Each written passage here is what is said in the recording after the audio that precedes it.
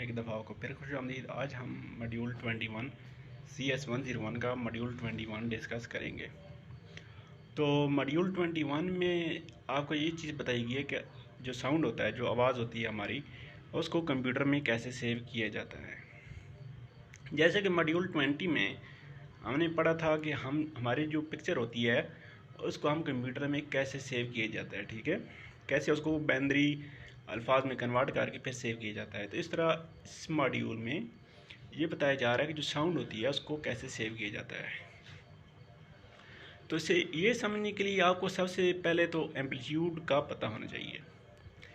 Amplitude basically वो quality होती है जिससे हम पता लगाते हैं कि हमारी साउंड जो आवाज़ है वो कितनी हाई है या कितनी लो है, ठीक है। साउंड की जो हाई या लो होने का दारोमदार होता है उसकी एम्पलीट्यूड पे होता है, ठीक है, उसको हम एम्पलीट्यूड बोलते हैं। तो ये ग्राफ दिया गया है। इस ग्राफ में 8 वैल्यू ली गई हैं, ठीक है। 8 वैल्यू जो कि 1.0, 2.0, 1.5, 2.0, 3.0, 4.0, 3.0 देन 0, ये सारी बताई गई हैं 8 वैल्यू के साउंड इतनी एम्पलीट्यूड में है। तो उसका ग्राफ इस तरह बनता है, ठीक है।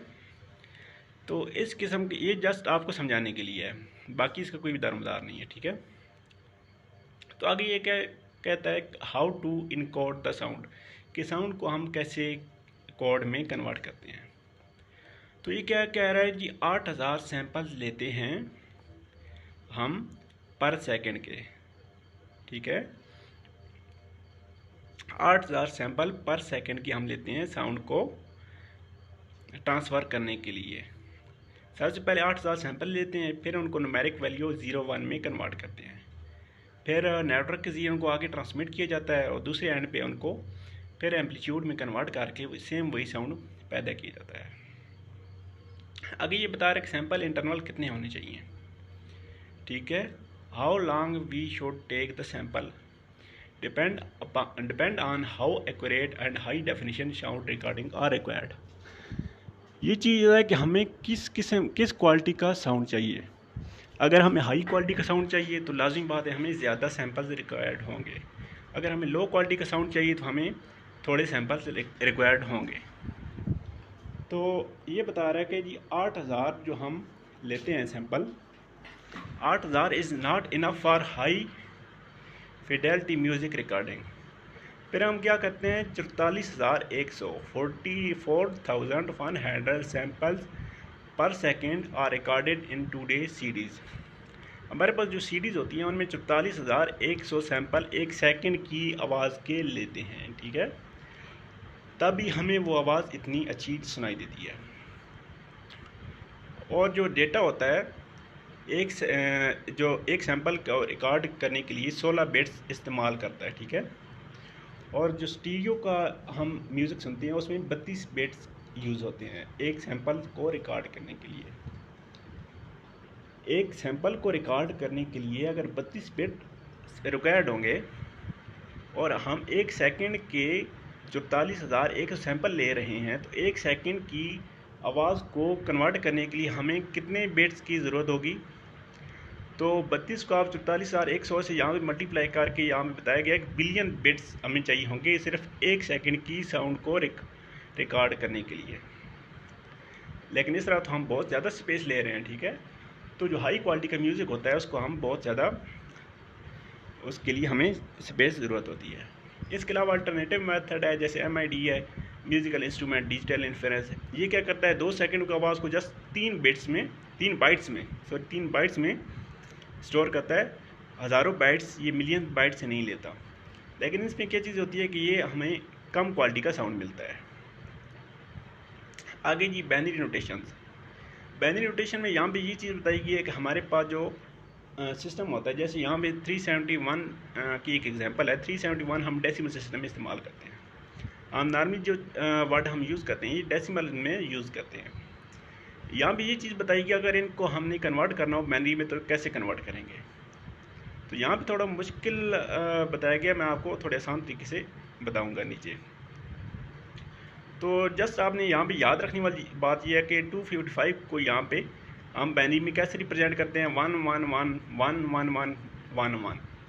255 को हम ऐसे रिप्रेजेंट करते हैं। तो अलगोरिथम यहाँ पे बताया कि क्या कहते हैं, सबसे पहले हमारा जो नंबर होता है, जहाँ जैसे यहाँ पे 375 की एग्जांपल दी गई है, उसको हम 2 से डिवाइड करते हैं, ठीक है। 2 से डिवाइड करने के बाद हमारे पास एक तो क्वोशंट आता है, ठीक है। क्वोशंट के अलावा हमारे पास एक आता है रिमाइंडर को हम सेव कर लेते हैं और क्वोशंट को हम दोबारा 2 से डिवाइड करते हैं। जैसे जैसे रिमाइंडर आता जाता है उनको सेव करते जाते हैं और आखिर में वो जो रिमाइंडर होते हैं वो हमारे पास बाइनरी में कन्वर्ट हो जाते हैं। तो यहाँ पे एक एग्जांपल के जरिए बताया गया है, मैं आपको इस तरीके से बता रहा हूँ। यहाँ पे हमारे पास वर्ड है 13, तो 13 को हमने बाइनरी में कन्वर्ट करना है, तो हम 2 से डिवाइड करेंगे। 13 को 2 से डिवाइड करेंगे तो 6 को 2 से मल्टीप्लाई करेंगे 12 हो जाता है, नीचे 6 आ गया और 1 रिमाइंडर में आ गया, ठीक है। 2 को 13 पे डिवाइड करें, 13 को 2 पे डिवाइड करें 6 आता है और 1 रिमाइंडर में आ जाता है, तो आगे डैश करके हमने 1 लिख लिया। फिर 6 को 2 से डिवाइड करें 3 आंसर आता है और रिमाइंडर हमारा 0 आता है, ये पूरा पर डिवाइड हो जाता है। फिर 3 को हम 2 पे डिवाइड करेंगे तो हमारे पास 1 आता है आंसर और 1 रिमाइंडर में आ जाता है। तो इस तरह हम रिमाइंडर आगे डैश की सूरत में लिखते जाते हैं, और जैसे यहाँ पे मैंने एरो ऐड की सूरत में बताया है, इस तरह हम हमारी जो रिमाइंडर है उनको कलेक्ट कर लेंगे। तो यहाँ पे हमारे पास रिमाइंडर है 1 1, देन ऊपर की तरफ आप जाएँ 0 1, तो देखिए 13 को हमने बाइनरी में कन्वर्ट कर लिया 1 1 0 1 और इसकी बेस 2 लिखते हैं हम, ठीक है। आगे मॉड्यूल 23 में बताया गया जी बाइनरी एडिशन के बारे में। बाइनरी आपको पता है 0 और 1 की काउंटिंग है जो हम कंप्यूटर में सेव करते हैं, तो इनकी बाइनरी एडिशन यहाँ पे बताई गई हैं, ठीक है। तो यहाँ पे इस एग्जांपल में आप देखें हमारे पास एक वैल्यू है 0 1 0 1 और उसमें हमने ऐड करना है 0 0 1 1, ठीक है। तो आपको एडिशन को पता है, हम राइट हैंड साइड से लेफ़्ट की तरफ जाते हैं, तो राइट हैंड साइड में सबसे 1 + 1 किया गया, तो 1 + 1 आपको पता है हमारे पास वैसे तो आंसर इसका 2 होता है, लेकिन बाइनरी में तो हमारे पास 2 का आंसर ही नहीं है, 2 तो हम लिख ही नहीं सकते, तो 2 की जगह हम 0 लिखेंगे और 1 आगे चले जाएगा, ठीक है, लेफ़्ट तरफ 1 लेफ़्ट तरफ लिख लेंगे। इस तरह सेकेंड एग्जांपल में 0 + 1 बताया कि 0 + 1 आपको पता है 1 होता है, 1 + 0 = 1 होता है और 0 + 0 = 0 होता है। इन एग्जांपल की मदद से आपको मज़ीद क्लेरिफाई हो जाएगा। इस टेबल में आपको देखें यहाँ पे 55 को रिप्रेजेंट किया गया है बाइनरी में और 27 को रिप्रेजेंट किया गया है, ठीक है। 58 और 27 को आप ऐड करें सिंपल, तो आपके पास आंसर 85 आता है। तो बाइनरी में हम उसको कैसे ऐड करते हैं, तो यहाँ पे आपने ऊपर वाली 2 लाइनों को आप छोड़ लें, नीचे वाली जो 2 लाइनें हैं उनको देखें जहाँ पे 58 और 27 है। 58 और 27 में आपने राइट हैंड साइड से लेफ़्ट की तरफ जाना है। सबसे पहले आप देखिए 0 + 1 है, तो उसका आंसर नीचे 85 वाली लाइन में 1 आ गया। सेकंड लाइन में आप देखें 1 + 1 है, तो 1 + 1 = 2 होता है, लेकिन 2 को हम बाइनरी में रिप्रेजेंट नहीं कर सकते, तो 1 + 1 की जगह 0 लिखेंगे और 1 आगे लेफ़्ट तरफ चल जाएगा, ठीक है। तो आगे देखिए 0 + 0 है, तो यहाँ पे नीचे 0 आना चाहिए था, लेकिन हमारे पास 1 जो राइट साइड से आया है वो वाला 1 यहाँ पे ऐड हो गया। 0 + 0 + 1 जो हमारा राइट तरफ से आया, तो वो 1 हमने नीचे लिख लिया। आगे फिर देखें 8 के नीचे 1 + 1, या ये आपको पिछली एग्जाम्पल इधर से मैं बता रहा हूँ कि 1 + 1 0 और 1 आपका इधर इजाफी चला जाएगा लेफ़्ट साइड पे। तो आगे देखें 16 के नीचे 1 + 1 और जो हमारा 1 यहाँ से इधर से एक आया है ना, तो 1 + 1 + 1 तो 1 हो गया, ठीक है, और 1 आगे चला गया है। 32 के नीचे देखें 1 + 0 है और 1 जो इधर से आया था 1 + 1 वो भी 0 हो गया, ठीक है, और वो 1 चला गया आगे 64 वाली लाइन में। 64 वाली लाइन में 0 + 0 है और 1 जो इधर से आया है वो 1 हमने नीचे लिख दिया और 0 + 0 = 0 आ गया। तो ये हमारी एडिशन होगी, ठीक है। तो ये जो लास्ट लाइन में आ गया 0 1 0 1 0 1 0 1, इसका अगर आप कन्वर्ट करें तो 85 ही आंसर आता है। इस एग्जाम्पल की मदद से आपको मज़ीद क्लियरिफाई हो जाएगा। 11 + 14 आपको पता है 25 होता है, तो इसको बाइनरी में 11 को भी रिप्रेजेंट किया गया है 1 0 1 1 और 14 को रिप्रेजेंट किया गया 1 1 1 0 की सूरत में। तो यहाँ पे आप एडिशन देखें, सबसे पहले आप सबसे राइट वाली एडिशन देखें। तो 1 + 1 = 1 आ गया, 1 + 0 = 1 आ गया। सेकेंड लाइन में देखें 1 + 1, ये यहाँ पे 0 आया और 1 आगे चला गया थर्ड लाइन में। तो वहाँ पे 0 + 1 और 1 जो इधर से आया था 1 + 1 = 2 हो गया, 2 की जगह हम 0 लिखेंगे और 1 आगे चला गया। तो यहाँ पे आगे 1 + 1 2 और 1 जो इधर से आया था 3 हो गया, तो 3 की जगह हम 1 लिखेंगे और 1 आगे चला गया 16 वाली लाइन में।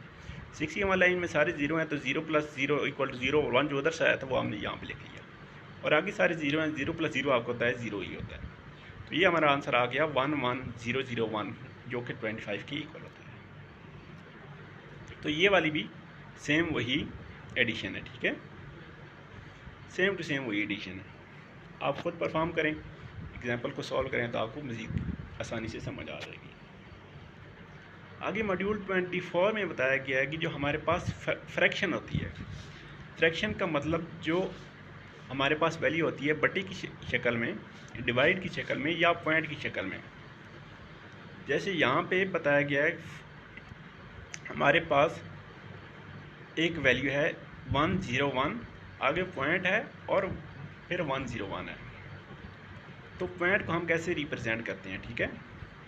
तो बाकी वैल्यू सेम आपने वैसे ही लिख ली 101, और आगे जहाँ पे पॉइंट आया ना, पॉइंट की जगह आपने पॉइंट लगा देना है, ठीक है। और उसके बाद इस तरफ आप देखें ना, तो जैसे आप राइट से लेफ़्ट की तरफ जाते थे 1 2 फिर आगे 4 फिर आगे 8, इस तरह आपने इशारे के बाद आपने लेफ़्ट से राइट की तरफ जाना है। 1 / 2, 1 / 4, 1 / 8, इस तरह 1 / 16, इस तरह आगे चलता जाएगा, ठीक है। तो इस तरह हम इशारे की शक्ल में लिखते हैं। तो आगे बताया गया जी एडिशन इन फ्रैक्शन। फ्रैक्शन में एडिशन कैसे करते हैं, तो ये एक एग्जांपल बताई गई है। यहाँ पे आपने क्या करना है, जस्ट जो वैल्यू आपके पास मौजूद है ना 10.001 + 100 + 110, तो ये इसको आपने ऐड करना है। सिंपल वही एडिशन जो हम ऊपर करके आए हैं, जस्ट इशारे की जगह इशारी आ गई, ठीक है, पॉइंट की जगह पॉइंट आ गया। उसके बाद मॉड्यूल 25 में एक और सिस्टम बताया गया कि 2 कंप्लीमेंट नोटेशन स्टोर नंबर। तो ये एक और मेथड है उसी जो हम नंबर रिप्रेजेंट कर रहे हैं उसको बयान करने का। तो यहाँ पे क्या कहता है, the most popular system for representing integer with in 2D computer is 2 complement notation. इसको आपने याद रखना है कि आजकल कंप्यूटर में 2 कंप्लीमेंट नोटेशन सबसे ज़्यादा इस्तेमाल होता है। इसमें होता क्या है जी, fix number of bit to represent each value. हमारे पास हर वैल्यू को रिप्रेजेंट करने के लिए एक बिट मौजूद होता है। तो नॉर्मली हमारे पास 32 बिट्स होते हैं, यूज़ होते हैं, ठीक है। नॉर्मली हमारे पास 32 बिट्स यूज़ होते हैं।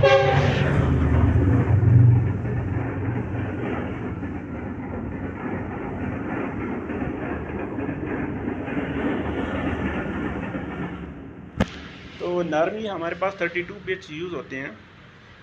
आगे एग्जांपल में हम देखेंगे, पॉजिटिव के लिए हम for positive integer starting from 0 going upward until a single 0 is reached follows by 1, ठीक है। और नेगेटिव के लिए हम क्या करते हैं, हम 1 से शुरू करते हैं। जैसे कि आप ये पहली वाली एग्जांपल देखें, ठीक है, हमारे पास है 3 2 1 0 और फिर उस आगे -1 -2 -3 -4। तो 0 की जगह हमने 0 0 लिख लिया, 1 को हम वहाँ वैसे ही रिप्रेजेंट किया जैसे पहले रिप्रेजेंट करते आए हैं, 2 को हमने वैसे ही रिप्रेजेंट किया, 3 को वैसे ही रिप्रेजेंट किया। तो -1 को यहाँ पे कैसे रिप्रेजेंट किया, आप ऊपर 1 देखें ना, तो यहाँ पे आपने राइट साइड से लेफ्ट की तरफ जाना है। तो 1 के लिए बाइनरी में क्या नोटेशन है 0 1 1, तो जहाँ पे 1 पहले डिजिट में आ गया ना, तो 1 की जगह हमने 1 लिख दिया, ठीक है। तो आगे जो 2 0 थे, अगली जो भी हमारे तरफ लेफ्ट में जो चीज़ होगी उसको हम चेंज नहीं कर देंगे, ठीक है। 1 की जगह 1 आ गया और 0 की जगह 1 आ गया, तो ये हमारे पास आ गया -1। इस तरह हमारे पास जो वैल्यू थी 2 की सबसे पहली वैल्यू आपने राइट साइड से देखनी है। 0 थी तो 0 की जगह हमने -2 वाले में 0 लिख लिया। देन 1 थी तो 1 की जगह हमने 1 लिख लिया, ठीक है। फिर लास्ट पे 0 थी, 1 से आगे जितनी वैल्यू हैं वो उनको हम चेंज कर देंगे। आगे 0 थी, 0 की जगह हमने 1 लिख दिया और ये हमारे पास आ गया -2 की जगह। इस तरह -3 की जगह क्या करेंगे, -3 में हमारे पास पहला वर्ड ही 1 आ गया, ठीक है। पहला वर्ड ही 1 आ गया तो 1 की जगह 1 लिखें और अगली दोनों वैल्यू को चेंज कर देंगे। 1 की जगह 0 लिख दिया और 0 की जगह 1 लिख दिया तो 101 हमारे पास -3 की रिप्रेजेंटेशन हो गई, ठीक है। तो इस तरह यहाँ पे थोड़ा मज़ीद क्लियरफाई बताया गया, ठीक है। 4 डिजिट में आ गए तो 4 डिजिट में इसने क्या किया है, 0 की जगह 0 लिखा और 1 की जगह आप देखें ना 1 में सेम वही फार्मूला उसने अप्लाई किया है। जहाँ पे 1 था 1 की जगह -1 में 1 लिखा और अगली तमाम जो जहाँ पे 0 थे वहाँ पे 1 लिख दिया। अगर 1 होते तो हम 0 लिख देते। 2 में आप देखें पहला 0 तो -2 में वैसे ही वही 0 लिख दिया और जहाँ पे 1 था 1 की जगह 2 पे हमने 1 लिख दिया और 1 के आगे 2 0 थे, डबल 1 हमने लिख दिया, ठीक है। 3 में आप देखें ना 3 में पहला वर्ड ही 1 आ गया है तो 1 की जगह हम -3 में 1 ही लिखेंगे और अगली जो तमाम लेफ़्ट साइड पे वैल्यू हैं 1 then 0 उनकी जगह हम 0 then 1 लिख देंगे, उनको हम चेंज कर देंगे। तो बाकी सारी सेम ऐसे हुई हैं, आप आसानी से चेक कर सकते हैं। उसके बाद क्या कहते हैं, conversion between positive and negative integer. तो क्या कहता है जी, 1 trick to convert between positive and negative number represented two complement is follows, starting from right most bit. जो आपका राइट मोस्ट बिट होगा वहाँ से आपने शुरू करना है, start कॉपिंग until first one arrives. तो आपने सेम वही लिखते जाना है, ठीक है। आपने राइट मोस्ट डिसाइड करना है और सेम वही इंटीजर लिखते जाना है जहाँ तक 1 ना आए। तो थर्ड स्टेप में आपने क्या करना है, आफ्टर 1 इज़ फाउंड, जहाँ पे 1 आ गया तो 1 की जगह आपने 1 लिख देना है, ठीक है।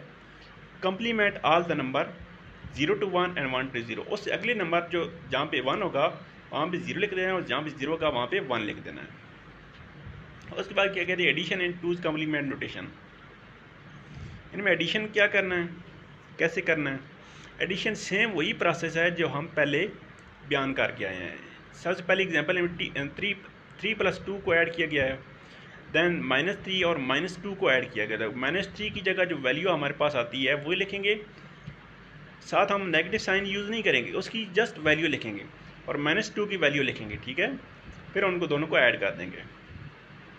थर्ड एग्जांपल भी सेम वही है। उस बाद एक और ये क्या कह रहे हैं, प्रॉब्लम ऑफ ओवरफ्लो। ओवरफ्लो का प्रॉब्लम कैसे आता है, तो ये यहाँ बता रहे हैं कि 4 बिट्स यूज़ करती हुई हम मैक्सिमम नंबर 7 लिख सकते हैं, 7 से बड़ा नंबर हम नहीं लिख सकते। जैसे यहाँ पे देखें ना 4 बिट्स हमने यूज़ किया तो मैक्सिमम नंबर हम 7 लिख सकते हैं, ठीक है। तो ये क्या कहते हैं, रिप्रेजेंटिंग -8 ऑन नेगेटिव साइड। यहाँ पे देखें नेगेटिव साइड पे अगर हम आएँ तो -8 आ जाता है, पॉजिटिव साइड पे जाए 7 आ जाता है। तो ये इक्वल तो नहीं आए, तो -8 जो है वो ओवरफ्लो हो गया है।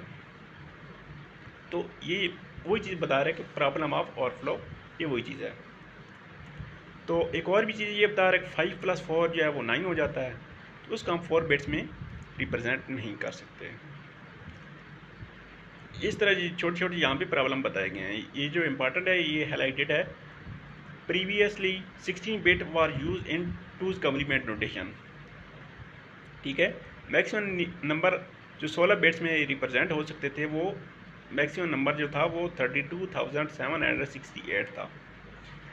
लेकिन सितंबर 1989 में क्या हुआ, हॉस्पिटल सिस्टम जो वहाँ भी मौजूद था उसने 32,768 को अचीव कर लिया और जो अगला नंबर उसने आना था उसकी जगह उसने फिर लाजमी बात 00 को उसने कर देना था, तो उसने अगला नंबर जनवरी 1 19 कर दिया। इसको सॉल्व करने के लिए उसके बाद फिर ज़्यादा नोटेशन वाले बिट्स यूज़ किए गए हैं। उसके बाद मॉड्यूल 26 में एक और मेथड बताया कि एक्सेस नोटेशन।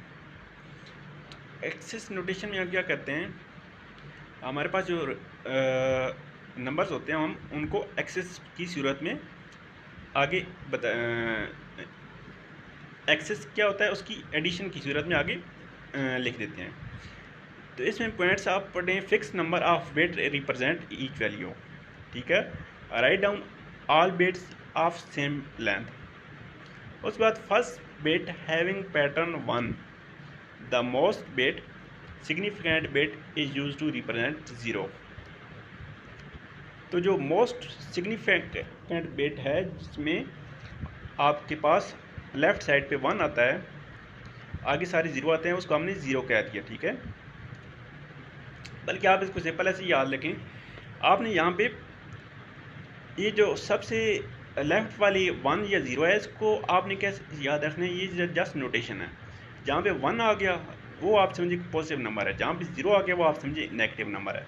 तो बाकी अगली जो 3 नंबर हैं, पहले को छोड़ के अगली जो 3 नंबर हैं वो आपकी वैल्यू को रिप्रेजेंट कर रहे हैं, ठीक है। सेम वही रिप्रेजेंटेशन है जो पहले हम यूज़ करते आ रहे हैं।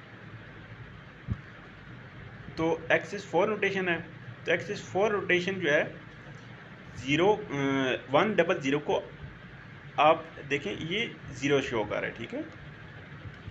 वैसे हम 0 की को शो करते हैं 000 के में, लेकिन यहाँ पे हम 100 की सूरत में यहाँ पे स्टोर करेंगे। उसके बाद मॉड्यूल 27 में फ्लोटिंग पॉइंट नोटेशन। तो ये एक और मेथड है उन नंबर्स को, नेगेटिव नंबर्स को रिप्रेजेंट करने का। इसमें करते क्या है, contrast to storage integer, the storage of value with fractional parts require that we store not only the pattern of zeros and 1 representing by binary system but also position of radix point. तो इसमें हम क्या करते हैं, हम जो हमारे जो रेडिक्स जो इशारे का पॉइंट होता है उसकी पोजीशन को भी हम इसमें स्टोर करते हैं। तो यहाँ पे हम 8 बिट यूज़ करते हैं। सबसे पहला बिट जो हम यूज़ करते हैं लेफ़्ट साइड वाला, वो जस्ट हमें साइन बताता है, ठीक है। अगर 1 होगा तो नंबर पॉजिटिव होगा, अगर 0 होगा तो नेगेटिव होगा। अगली जो 3 हम बिट यूज़ करते हैं वहाँ पे हम जस्ट ये बताते हैं कि हमारा जो नंबर है उसमें हमारा इशारिया किस पोजीशन पे आ रहा है, ठीक है।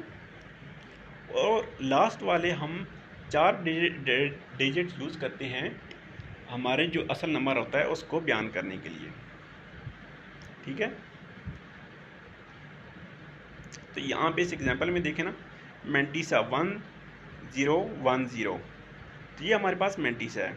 उससे अगले 3 कंपोनेंट जस्ट ये बताएंगे कि आपका पॉइंट किधर आ रहा है, और लास्ट वाला साइन आपको साइन बताएगा कि ये नेगेटिव है या पॉजिटिव है, ठीक है। तो ये 28 मॉड्यूल तक कवर हो गया। 29 मॉड्यूल को नेक्स्ट लेक्चर में करेंगे। तो अगर आपको समझ आया तो काइंडली चैनल को सब्सक्राइब कर दें। थैंक यू, अल्लाह हाफ़िज़।